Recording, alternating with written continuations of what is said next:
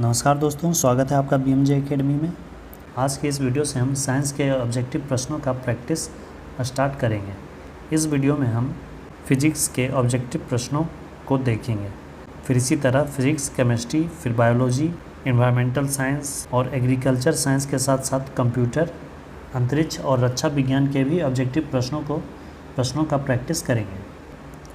तो आइए दोस्तों, आज का वीडियो शुरू करते हैं। साइंस के इस पहले वीडियो में हम फिजिक्स के 50 ऑब्जेक्टिव प्रश्नों को देखते हैं। पहला प्रश्न है, कार्य का मात्रक क्या है? कार्य का मात्रक होता है जूल। न्यूटन बल का मात्रक है, वाट शक्ति का मात्रक है और डाइन यह भी बल का मात्रक है। CGS पद्धति में बल का मात्रक डाइन होता है। प्रकाश वर्ष किसकी इकाई है? यह दूरी की इकाई होती है। एम्पियर मात्रक किसका है? विद्युत धारा का। निम्नलिखित में से समय का मात्रक कौन नहीं है? अधिवर्ष समय है, चंद्रमा यह भी समय है, प्रकाश वर्ष दूरी का मात्रक है। पारसेक किसकी इकाई है? यह भी दूरी की इकाई है। निम्नलिखित में से कौन सा सुमेलित नहीं है? डेसिबल ध्वनि की इकाई, ध्वनि की प्रबलता की इकाई, सही है।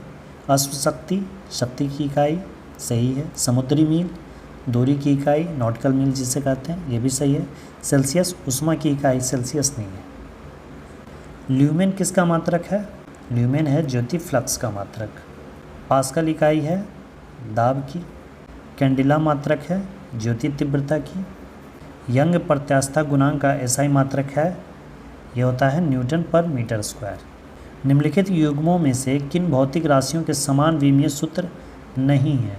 यहाँ पूछा जा रहा है नहीं है, तो बल और दाब का समान सूत्र नहीं है। अब बाकी कार्य ऊर्जा सेम है, भार और बल ये भी सेम है, और आवेग और संवेग ये भी सेम है। बल का सूत्र होता है मास गुने एक्सेलरेशन और दाब का सूत्र होता है फोर्स बाई एरिया, बल बटा क्षेत्रफल। प्रति एकांक क्षेत्रफल पर लगने वाले बल को दाब कहते हैं। तो इन दोनों का जो फॉर्मूला है वो बिल्कुल अलग है, तो विमीय सूत्र अलग अलग होगा। फॉर्मूला से ही विमीय सूत्र निकाला जाता है। अदिश राशि कौन है इनमें से? ये है ऊर्जा। ऊर्जा की कोई निश्चित दिशा नहीं होती है। बल आघूर्ण की दिशा होती है, संवेग की दिशा होती है, लेकिन ऊर्जा की कोई दिशा नहीं होती। निम्नलिखित में सदिश राशि कौन है? सदिश राशि जिसमें कि परिमाण भी हो और एक दिशा भी हो, यह है वेग में। पदार्थ के संवेग और वेग के अनुपात से कौन सी भौतिक राशि प्राप्त की जा सकती है? संवेग मतलब मास इंटू वेलोसिटी, और वेग यानी वेलोसिटी। भी कट गया, बचा क्या? मास। तो इसका उत्तर हो जाएगा द्रव्यमान। शून्य में स्वतंत्र रूप से गिरने वाली वस्तुओं का समान त्वरण होता है।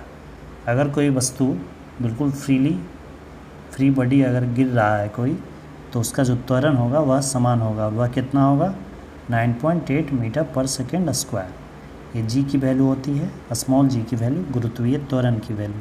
अगला है, जब 2 kg वाले द्रव्यमान पर 5 न्यूटन का बल लगाया जाता है तो उत्पन्न होने वाला त्वरण क्या होगा? इसे देखिए, फॉर्मूला से ऐसे निकालते हैं, F = ma। F क्या है? फोर्स यहाँ कितना लग रहा है? 5 न्यूटन। मास कितना है? 2 kg। एक्सीलरेशन पूछा जा रहा है, तो एक्सीलरेशन = क्या हो जाएगा? 5/2, तो 2.5 मीटर पर सेकेंड स्क्वायर। 17वां प्रश्न है, किसी भी स्थिर या गतिशील वस्तु की स्थिति और दिशा में तब तक कोई परिवर्तन नहीं होता जब तक कि उस पर कोई बाह्य बल कार्य ना करे। यह क्या है? यह न्यूटन का गति का प्रथम नियम है, जिसे कि लॉ ऑफ इनर्शिया, जड़त्व का नियम भी कहते हैं। रॉकेट किसके सिद्धांत पर कार्य करता है? रॉकेट संवेग संरक्षण के सिद्धांत पर कार्य करता है। अगला प्रश्न है, अश्व यदि एकाएक चलना प्रारंभ कर दे तो अश्वरोही घुड़सवार जो है कि गिरने की आशंका का कारण क्या है?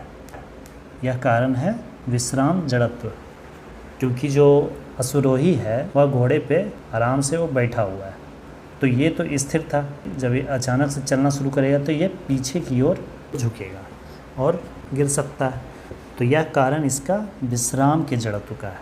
और वही अगर कोई घोड़ा दौड़ रहा है या फिर अगर कोई गाड़ी चल रही है और उस पर जो बैठा हुआ है, और अगर यह गाड़ी अचानक रुक जाए अचानक ब्रेक लिया जाए तो यह व्यक्ति आगे की ओर झुकेगा, क्योंकि इसमें गति का जड़त्व है।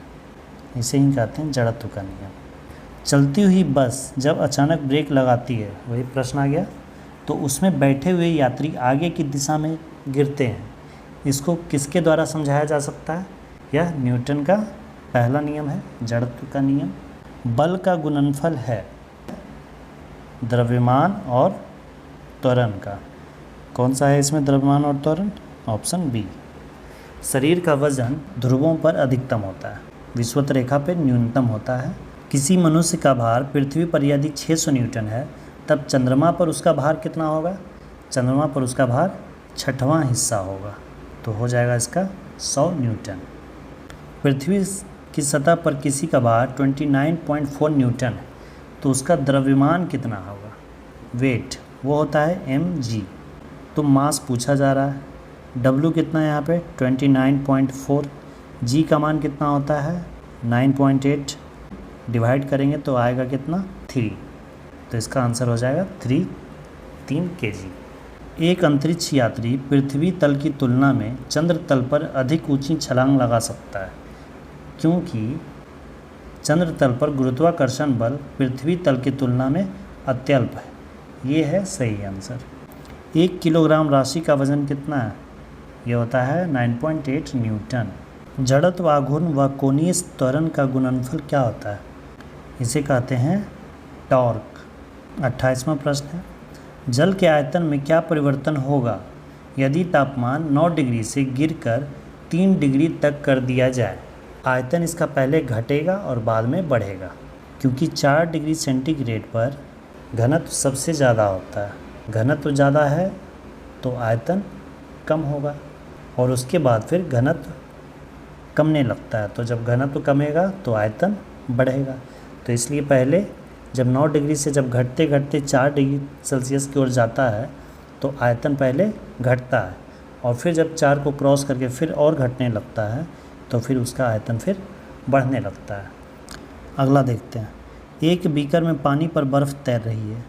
जब बर्फ़ पूर्णतः पिघल जाएगी तो बीकर में पानी का तल क्या होगा? पानी का तल उतना ही रहेगा जितना था। जब किसी बोतल में पानी भरा जाता है और उसे जमने दिया जाता है तो बोतल टूट जाती है। क्यों? क्योंकि पानी जमने पर फैलता है। बर्फ़ का जो घनत्व होता है वो कम होता है और आयतन जो होता है वो ज़्यादा होता है। तो जितना पानी बोतल में था, बर्फ़ बनेगा तो उससे और ज़्यादा जगह चाहिए, तो इसलिए वह बोतल फट जाता है। सड़क पर चलने की अपेक्षा बर्फ़ पर चलना कठिन है, क्योंकि बर्फ़ में सड़क की अपेक्षा घर्षण कम होता है, और फ्रिक्शन नहीं होगा तो हम चल नहीं पाएंगे। फ्रिक्शन के कारण ही हम चल पाते हैं। एक नदी में चलता हुआ जहाज़ समुद्र में आता है, तब जहाज़ क्या होगा?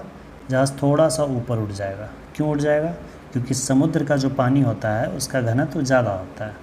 लोहे की कील पारे में क्यों तैरती है जबकि यह पानी में डूब जाती है? क्योंकि पारा का घनत्व लोहे के घनत्व से ज़्यादा है।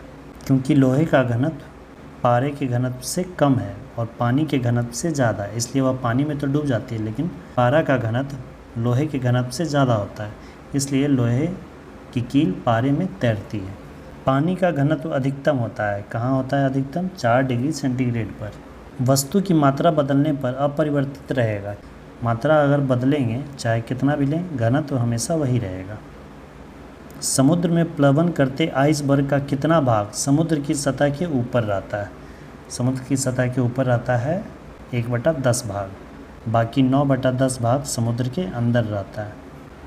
बर्फ़ के 2 टुकड़ों को आपस में दबाने पर टुकड़े आपस में चिपक जाते हैं, क्योंकि दाब अधिक होने से बर्फ़ का गलनांक घट जाता है और दोनों चिपक जाते हैं। हवाई जहाज़ से यात्रा करते समय पेन से स्याही निकलने लगती है, क्योंकि वायु दाब की कमी हो जाती है।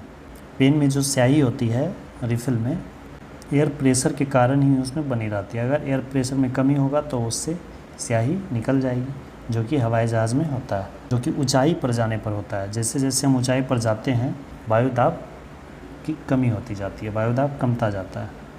ऊंचाई की जगहों पर पानी 100 डिग्री सेंटीग्रेड के नीचे के तापमान पर क्यों उबलता है? क्योंकि वायुमंडलीय दाब कम हो जाता है। दाब जब कम होता है तो क्वथनांक भी कम हो जाता है। 100 डिग्री के नीचे तापमान पर ही वह उबलने लगता है। साबुन के बुलबुले के अंदर का दाब कैसा होता है? वह वायुमंडलीय दाब से अधिक होता है। वायु दाब मापी की रीडिंग में अचानक गिरावट किस बात का संकेत करती है? ये तूफान आने का संकेत देती है। वायु दाब की रीडिंग अचानक नीचे गिर जाना यानी कि वायु दाब कम हो जाना। वायु दाब कम हो गया यानी कि जो गर्म हवाएं हैं वो ऊपर उठ गई हैं। तो जब गर्म हवाएं ऊपर उठ गई तो ये जो एरिया है वो खाली हो गया है, वैक्यूम हो गया है यहाँ पे। तो आसपास की जो हवाएं हैं वो तेज़ी से इस खाली जगह को भरने के लिए आएंगी, तो उसी से तूफान आते हैं। प्रेशर कुकर में खाना जल्दी पकता है, क्यों? क्योंकि प्रेशर कुकर में क्या होता है कि अत्यधिक दाब हो जाता है। अत्यधिक दाब होने के कारण क्वथनांक भी बढ़ जाता है, जिससे कि पानी अधिक तापक्रम तक खौलता है, तो खाना आसानी से जल्दी पकता है। हाइड्रोजन से भरा रबड़ का गुब्बारा वायु में ऊपर जाकर फट जाता है, क्यों? क्योंकि वायु दाब घट जाता है और अंदर जो हाइड्रोजन का जो प्रेशर है वो ज़्यादा होता है और ऊपर वायुमंडलीय दाब कम जाता है, तो ये फिर ब्लास्ट कर जाता है। सूर्य में निरंतर ऊर्जा का सृजन किस कारण होता है? यह होता है नाभिकीय संलयन के द्वारा। हाइड्रोजन के परमाणु मिलकर हीलियम परमाणु का निर्माण कर रहे हैं, तो ये नाभिकीय संलयन अभिक्रिया हो रही है, जिसके कारण निरंतर ऊर्जा का सृजन हो रहा है। चाबी भरी घड़ी में कौन सी ऊर्जा होती है? वो स्थितिज ऊर्जा होती है। अगर कोई वस्तु के आकार में हम बल लगाकर विरूपण लाए और बल को हटा देने पर वह वापस उसी स्थिति में आ जाए, तो उसमें जो ऊर्जा होती है वो स्थितिज ऊर्जा कहलाती है। अगला है, निम्नलिखित में से किसमें गतिज ऊर्जा नहीं है? गतिज ऊर्जा उसमें नहीं होती है जो स्थिर होता है। चली हुई गोली, ये क्या है? गति में है, तो गतिज ऊर्जा होगी। बहता हुआ पानी, ये भी गति में है, गतिज ऊर्जा होगी। चलता हुआ हथौड़ा, ये भी गति में, इसमें भी गतिज ऊर्जा है। खींचा हुआ धनुष, ये अभी खींचा हुआ है, छोड़ा नहीं गया है। ये तीर खींचा गया है अभी, लेकिन छोड़ा नहीं गया है। तो जब तक इसे ऐसे खींचे रहेंगे तो ये जो रस्सी है, इसकी जो रबर है, उसकी विरूपण की जो शक्ति है वो इस पर लगी हुई है, वो ऊर्जा इस पर लगी हुई है। इसे ही कहेंगे स्थितिज ऊर्जा। तो इसमें गतिज ऊर्जा नहीं है, इसमें क्या है? स्थितिज ऊर्जा है। तो आंसर इसका खींचा हुआ धनुष हो जाएगा, क्योंकि इसमें स्थितिज ऊर्जा है, ना कि गतिज ऊर्जा। जब एक चल वस्तु की गति दुगनी हो जाती है तो उसकी गतिज ऊर्जा क्या होगी? जब गति दुगनी हो जाएगी तो गतिज ऊर्जा चौगुनी हो जाती है। ऐसा क्यों होता है? गतिज ऊर्जा का फॉर्मूला होता है kinetic energy is equal to 1/2 half mv²। m for mass and v for velocity. 1/2 m तो उतना ही रहेगा। वेलोसिटी कहा जा रहा है कि दुगनी हो गई है, यानी कि v की जगह पे 2v हो गया, तो 2v का स्क्वायर करेंगे, तो 2v का जब स्क्वायर होगा तो ये 4v² हो जाएगा। तो सब कुछ तो वही रहा, बस v² की जगह पे क्या आ गया? 4² आ गया। तो गतिज ऊर्जा कितनी हो गई? 4 गुनी हो गई। तो आंसर इसका क्या हो जाएगा? चौगुना हो जाती है। लिखित में से कौन सा नियम इस कथन को वैध ठहराता है कि द्रव्य का ना तो सृजन किया जा सकता है और ना ही विनाश? ये ऊर्जा संरक्षण का नियम कहता है। 50वां प्रश्न, साइकिल चलाने वाला मोड़ लेते समय क्यों झुकता है? वह इसलिए झुकता है ताकि गुरुत्व केंद्र आधार के अंदर बना रहे, वह उसे गिरने से बचाएगा। दोस्तों, इस वीडियो में इतना ही। आगे के प्रश्नों को हम अगले वीडियो में देखेंगे। प्रत्येक प्रैक्टिस सेट में हम 50 प्रश्नों को ही देखेंगे। वीडियो को ज़्यादा से ज़्यादा शेयर और चैनल को सब्सक्राइब ज़रूर करें। धन्यवाद दोस्तों, जय हिंद।